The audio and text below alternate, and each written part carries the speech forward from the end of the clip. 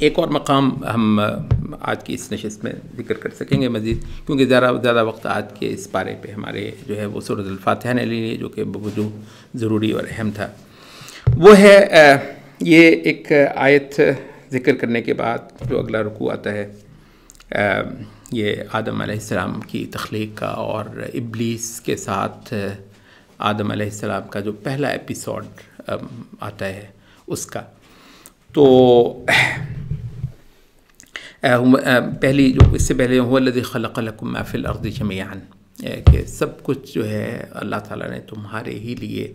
اس زمین میں پیدا کیا. اور اس کے بعد پھر یہ ہے کہ وَإِذْ قَالَ رَبُّكَ لِلْمَلَائِكَةِ إِنِّي جَاعِلٌ فِي الْأَرْضِ خَلِيفَةً، کہ زمین میں ایک خلیفہ پیدا کرنے والا ہوں. اچھا، تو یہ ہے کہ خلق لکم ما فی الارض اور جاعل فی الارض خلیفہ، تو انسان کا کمپیٹیبل ہونا اس زمین کے ساتھ، زمین میں جو کچھ رکھا گیا specially designed for human presence. اچھا، تو اور پھر یہ ہے کہ انسان جو ہے وہ اس زمین کا پورا، جسے کہتے ہیں فوجدار، اس زمین کا رکھوالا، اور اس زمین کے تمام وسائل اختیارات جو ہیں، مطلب اس کو سونپا جانا. اچھا، اب یہاں جو ہے وہ خلیفہ کی جو بھی آپ تفسیر کر لیں، اور اس میں اہل تفسیر کے مابین جو کوئی اختلاف تنوع کا تاکہ آپ تضاد کر لیں، جو بھی کر لیں، لیکن ایک چیز جو ہے وہ ہے خلیفہ جو ہے وہ زمین کے مالک کے طور پر بنی نوع انسان. ہم یہ نہیں کریں کہ ایک خاص زید جو ہے وہ ہوگا یا بکر ہوگا، لیکن انسان جو ہے وہ زمین کے اختیارات کے مالک کی حیثیت میں خدا کا مطلوب ہے. اچھا، اب یہ جو چیز ہے نا، اللہ کی عبادت اسی حیثیت میں کروانا، ٹھیک ہے. اب وہاں جو ہے نا وہ آپ نے وہ سارا کر دیا، وہ ایک بیچارہ جو ہے ایک فرد کا فرد آپ کہتے ہیں بس تو شریعت شرائع کا مخاطب ہے. نہیں، انسان جو ہے اپنی اس حیثیت میں کہ یہ زمین کے اختیارات کا مالک ہو، زمین کے سب معاملات کار اس کی مرضی سے انجام دیے جائیں، اس حیثیت کے اندر اللہ کی عبادت کروانی ہے. اس سے ایک تو جو ہے وہ یہ جو چیز ہے یہ مقصود ہے. تو وہ جیسے آپ کہتے ہیں نا وہ پولیٹیکل اسلام، وہ جی اللہ کر جا کے، یہ تو مطلب ہے کہ نہیں، یہ زمینی عمل ہی کے اندر، زمینی عمل اپنے پورے معنی کے اندر، پورے زمینی عمل کے اندر ہی اللہ تعالیٰ کو اپنی مرضی سے اس جہان کو چلوانا ہے. ہاں، بہت سارے لوگ ایسا نہیں کریں گے، جیسے اس کی سب سے پہلی مثال ابلیس ہے. کہتا ہے نہیں، حکم ہے خدا کا، کہتا ہے نہیں کرتا ہوں. تو اس کی گنجائش تھوڑی دیر کے لیے ہے، جس کے لیے مالک یوم الدین، جہاں قیامت کا روز ایک طے ہے، وہ ایک الگ بات ہے. لیکن جو اس کی اصولی حیثیت ہے وہ یہ کہ جو مطلوب ہے وہ بہرحال یہ ہے. عملاً بہت سارے لوگ نہیں کریں گے، تو بلا شبہ اس کی گنجائش رکھی گئی ہے، وہ نہیں کریں گے. لیکن یہ ہے کہ حق اور باطل کو جاننے کا اس حوالے سے جو ریفرنس ہے تو وہ یہی ہے. اور جو دوسرا اس میں ظاہر ہے ہم سارے مباحث بیان نہیں کر سکتے، ورنہ بے شمار مباحث ہیں یہاں پہ. تو انسان کی جانشینی زمین کی، اس کے بعد جو ایک موضوع ہے وہ ہے مسئلہ خیر اور شر کا. یعنی شر کسی وجہ سے اللہ تعالیٰ نے پیدا بھی کیا ہے. وہ دو خالقوں کا تصور جو زرادشتیوں کے ہاں ہیں، وہ تو دین انبیاء کے اندر نہیں ہے ہمارے، کہ شر بھی اللہ نے ہی پیدا کیا ہے. وَنَبْلُوكُمْ بِالشَّرِّ وَالْخَيْرِ فِتْنَةً وَإِلَيْنَا تُرْجَعُونَ. اچھا، تو لیکن یہ ہے کہ کسی وجہ سے اللہ نے شر کو بھی پیدا کیا ہے اور یہاں پر رہنے دیا ہے، جس کی حکمت وہی جانے. اچھا، اور ظاہر ہے کہ خیر کو بھی اس نے پیدا کیا ہے. اچھا، اب جو یعنی انسان نے آنکھ کھولی ہے تو اس کو اس عمل سے واسطہ پڑا ہے کہ کوئی یہاں پر ہے جو خدا کا نافرمان ہے،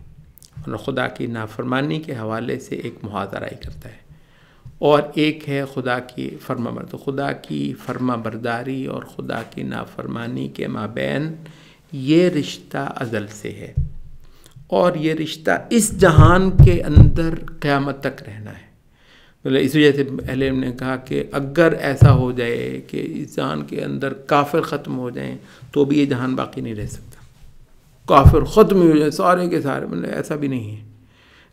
اچھا، اور یہ ہے کہ مومن سارے مر جائیں پھر بھی یہ جہان نہیں رہنے والا ہے، کیونکہ اس جہان کا جو سب سے بڑا ریفرنس ہے وہ ہے ہی یہ، یعنی سبحان اللہ، پوری اس کائنات میں، ہمیں پتہ نہیں اللہ کی اس کائنات میں پتہ نہیں کیا کچھ ہے کیا نہیں ہے، لیکن عمومی معنی میں جو ہمیں سمجھ وہ ہے کہ اس کائنات کے اندر واحد گوشہ جہاں بلا شبہ آپ خالق کے ساتھ کفر کر سکتے ہیں، شرک کر سکتے ہیں، اللہ معاف کرے، گالیاں دے سکتے ہیں، اس کو کہہ سکتے ہیں کہ وہ ہے ہی نہیں ہے، اور اس کے خلاف محاذرہ ہی کر سکتے ہیں، اس کے دوستوں کو پھانسیوں پہ آپ لٹکا سکتے ہیں، اور بظاہر وہ آئے گا ہی نہیں، وہ یہاں پر ایسے لگے گا شاید ہے ہی نہیں ہے، اور دن دنا سکتے ہیں آپ، اور شر جو ہے وہ یہاں پر پوری واہ اس کائنات میں ہمیں جیسے کہا ہمیں نہیں معلوم کیا کچھ ہے اللہ خدا، مگر یہ ہے کہ ہمارے اس معلوم دائرے کے اندر اس پورے جہان میں واحد گوشہ جہاں رب العالمین کے ساتھ شرک بھی کیا جا سکتا ہے، جہاں کفر بھی کیا جا سکتا ہے، جہاں رب العالمین کو للکارا بھی جا سکتا ہے، اور رہ بھی سکتے ہیں، اور رزق بھی اس کا کھائیں گے، آپ رزق بھی کھائیں گے، اور ہو سکتا ہے دوسروں سے زیادہ کھائیں، حتیٰ کہ ہو سکتا ہے اس آپ کے لیے کچھ دیر تک جو ہے نا وہ بارشیں برسا دی جائیں نعمتوں کی، کر کفر خدا کا۔ تو اس جہان کے اندر اور بسا اوقات جو ہے وہ خدا کی عبادت کے اندر آزمائشیں اتنی زیادہ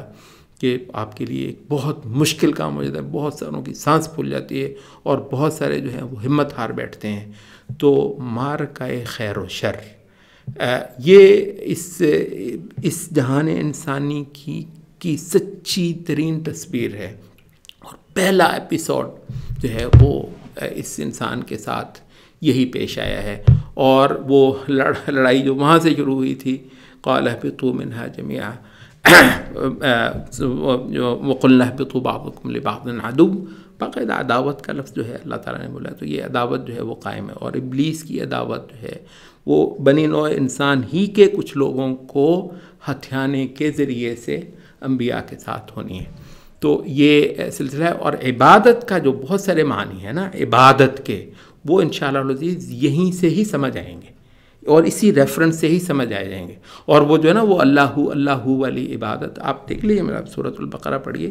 شروع سے لے کر، تو وہ اسی ایک ریفرنس میں ہے۔ تو اللہ کی وفاداری سب سے بڑی عبادت ہے، اللہ کا وفادار ہونا، اس کے منکروں، اس کے دشمنوں کے مقابلے پر، اور اس کی محبت کا دم یوں بھرنا، اور اس سے وفاداری کا اظہار یوں کرنا، یہ عبادت کی حالتوں میں سے ایک بہت اعلیٰ حالت،